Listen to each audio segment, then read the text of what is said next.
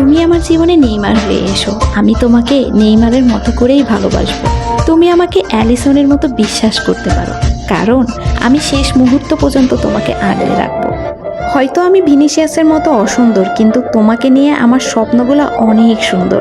রাফিনহারের মতো একটু পাগলামি থাকবে, যাতে খারাপ দিনেও তোমার হাসিটা হারিয়ে না যায়। তোমার মন খারাপ হলে আমি নেইমারের মতো একটু ম্যাজিক দেখিয়ে তোমার মন ভালো করিয়ে দেব।